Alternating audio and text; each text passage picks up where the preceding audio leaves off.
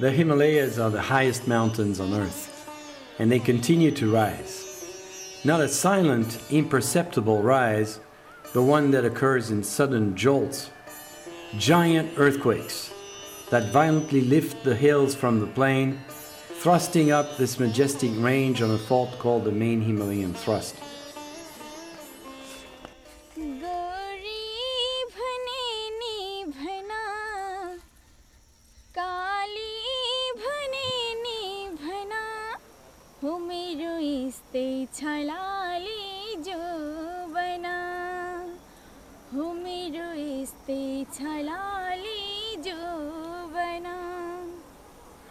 The rupture and slip of rocks on the fault surface cause the earthquakes.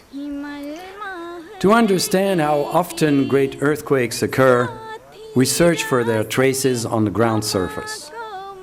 You'd think the footprints of such catastrophic events would be easy to find, but those of the 4 greatest Himalayan earthquakes of the 20th century have never been discovered.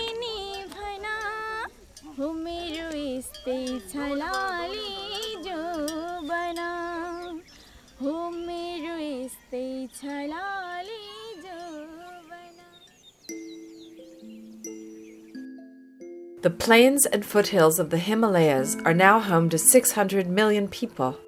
This is the most populated part of Asia. The next great earthquake could take 1 million lives, an unmatched disaster in human history. We cannot just sit here and wait. We're in a race against nature. Our goal is to determine the length of the earthquake cycle before the next one hits. Just buckle up, it's just amazing. Yeah, this is incredible. You have all these flat terraces, the riverbed in fact, and then bingo. There is no, this thing happened yesterday. It's not been smoothed by erosion. It's absolutely fantastic. What do you mean by yesterday? You keep saying yesterday. Yesterday, meaning that it's not, this is the trace of a very large earthquake, and it's an earthquake that did not occur 1,000 years ago. Okay. It occurred less than 100 years ago because it's fresh. Despite the jungle and the monsoon and all that, this thing is fresh.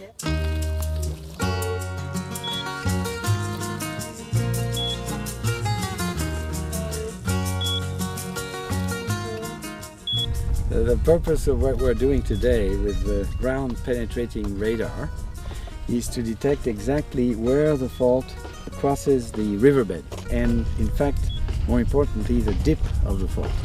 So, how steeply or gently it plunges towards the north. And for that, they have this 100-meter line that they're going to follow 20 centimeters after 20 centimeters. The instrument images what is underground down to a depth of hopefully at least 5 meters, perhaps 10 meters.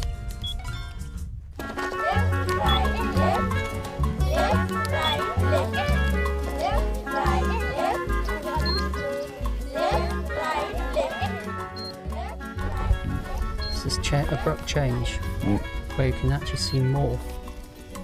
You can actually see the horizontal reflection there. It's different. Right? Yes. It's not... Yes, there are lots of hyperbole, but you can actually see layers within it. And it's an abrupt change as well. And there's something coming up this direction here.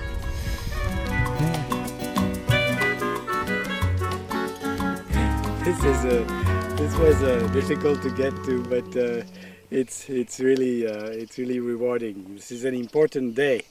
We know the 11th of December 2008 as the day of the discovery of the surface rupture of the great 1934 Bihar Nepal Himalayan earthquake. And the amazing thing is, this earthquake for 74 years has been deemed a blind earthquake. No one has looked at this area. I suppose no one has seen the surface rupture, so people have assumed that the seismic dislocation never came to the surface.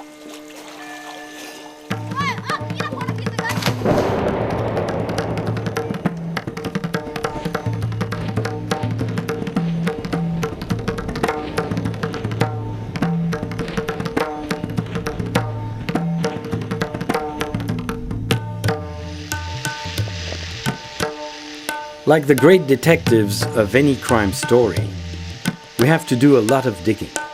In fact, our search is like archaeology. We excavate trenches or refresh incisions that powerful rivers have already dug to uncover the faults and the signs of earthquakes of the past. Knowing the past is essential to forecast future earthquakes. The LiDAR, Light Detection and Ranging Scanner, the instrument all of us have dreamed of for the past 30 years.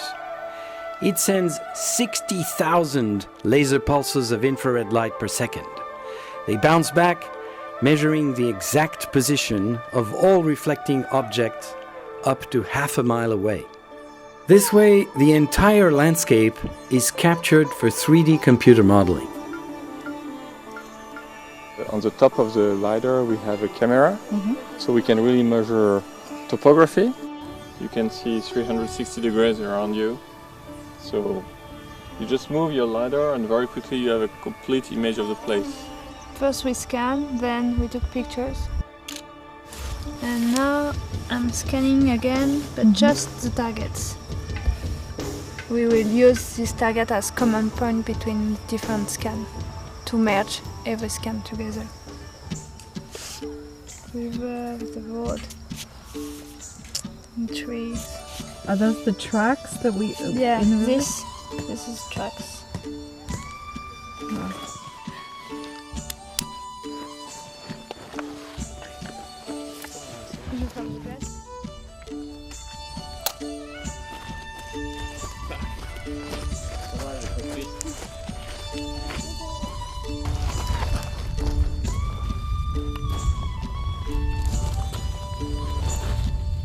We're scanning this wall, so we want no shadow, and a shadow in the scan is black, no point. I see. So Okay, we need now points.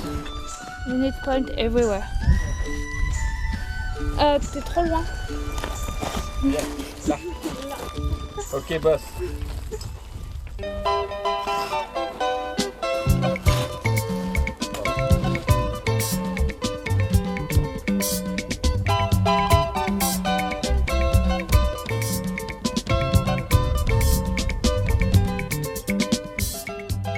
Next step will be to move in the hills around here. So we'll start to have to fight with the vegetation and masking what we want to see and go around and do a new station. It will be more difficult to the targets. So that will be the real challenge, I think.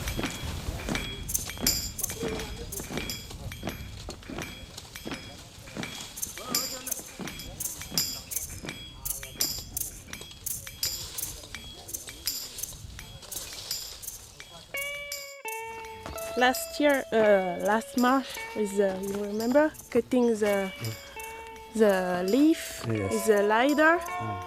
We made this map. This map. Yeah. So we are around here. Yes. So this is the small hill. Yes. And we were taking the charcoal just here. Blackstone. Blackstone. Here. Yes. Yeah. This. Yeah.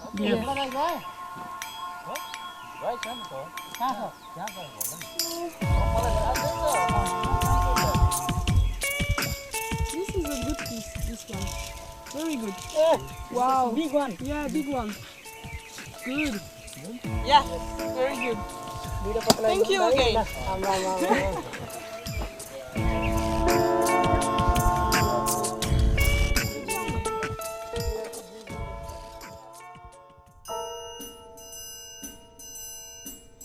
What are you doing in there?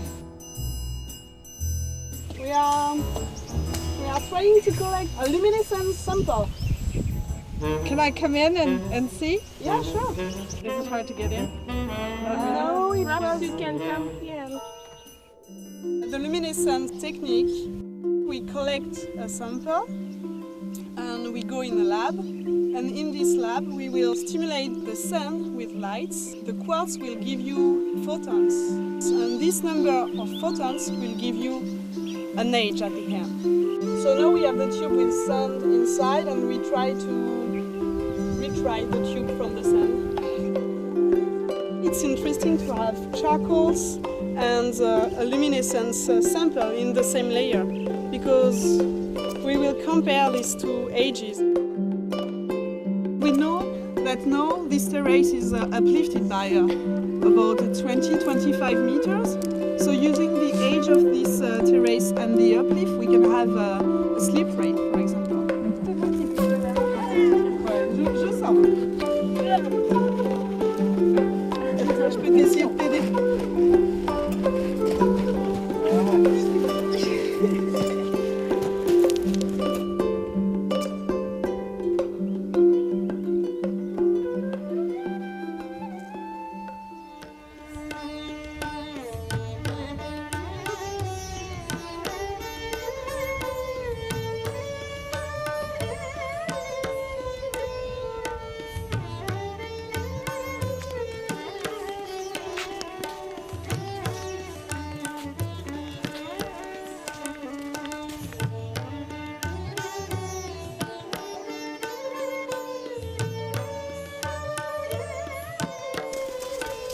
We're in the valley of the Karnak River, right at the spot where the thrust that we're following, the Great Himalayan Thrust, comes to the surface. So in my back, you see these reddish gravels and sands that have been exhumed by earthquakes. Each time there's an earthquake, the whole escarpment here rises and grows. And there are some very nice little faults that have been created by the movement of the earthquakes. And Elise, Magali, Laurent are at present sampling some little pieces of charcoal that are caught in the sands for dating with radiocarbon, C14. Charcoals that you find in the ground may be older than the time at which they became, sequestered in the ground. A typical... Yeah, that's my question. Could they have gotten into the ground there without there having been an earthquake? Do you see what I mean? They will be there without earthquake. It's not, the charcoals are not related to the earthquake, but they allow us to date the earthquake. The charcoals themselves may be older than the sediments in which they are. When you crush them, you don't have the same... it has been cooked. A typical story is a big tree gets hit by lightning, it burns, and then you have a pile of charcoal, and the charcoal, can stay on the ground for a while until it is taken away by the water, brought into the river, and then deposited in the sediments of the river, or in fact deposited more locally and buried into some soil or clay. So it's not impossible that the charcoal dates that are taken as evidence of a large earthquake in 1100 AD in fact date an earthquake that is a bit younger. The best documents in ancient Nepalese history tell the following. On the third day of the black moon of Asada, in the year 375, which is 1255 AD, a large number of temples and houses collapsed. 1/3 of the population of Kathmandu, including the venerable King Abhaya Maladeya, perished.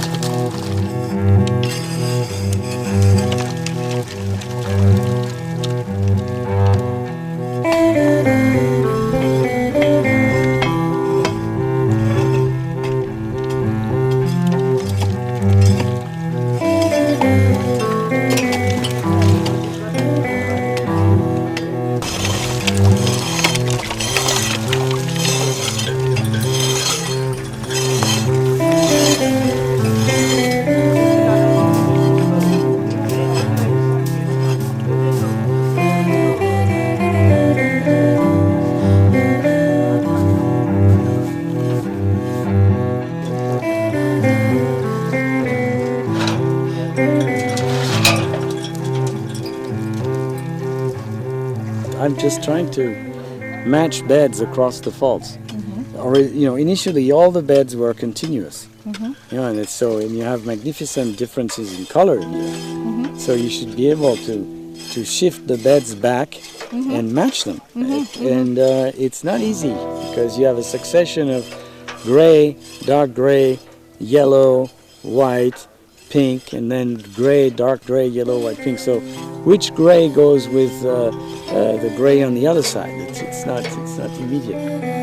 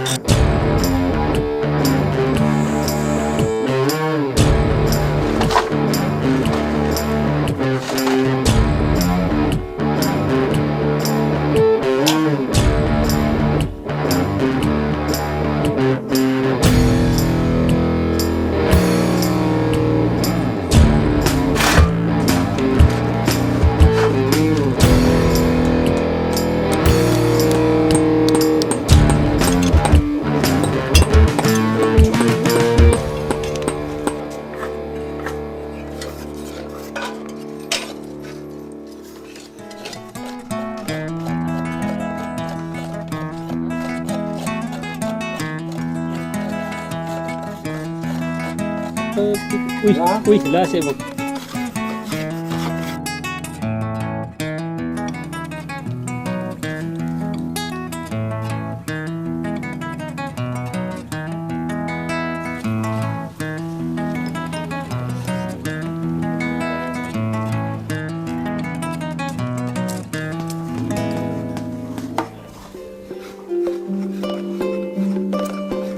How many years or centuries do we have until the next earthquake hits?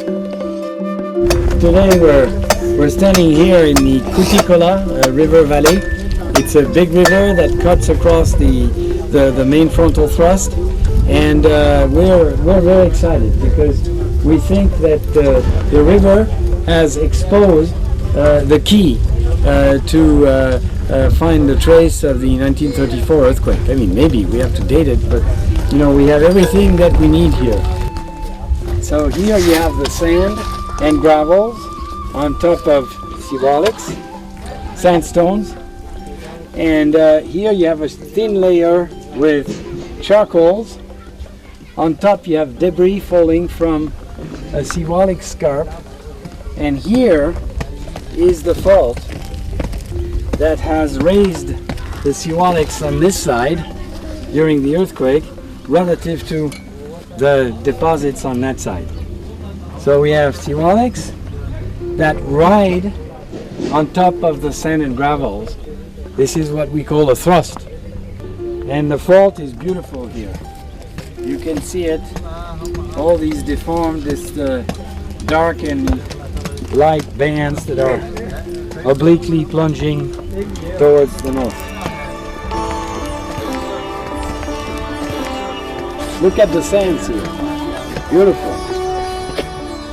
The debris that fell from the scarp buried some vegetation, some bushes or I don't know what, and we have these little bits of charcoal. If, this is 1934, the charcoal should be very young, maybe 100 or 150 years old.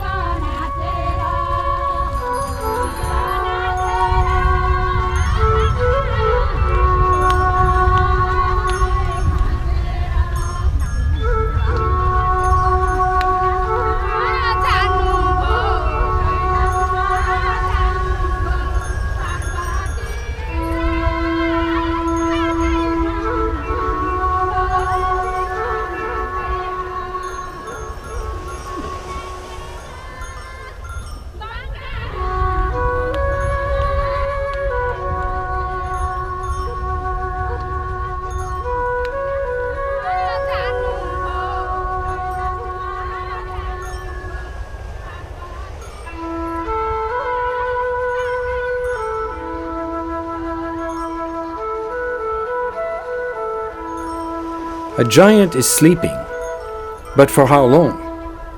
Join us as we sift for clues of the seismic cycles of the past, in the hope of leading millions out of harm's way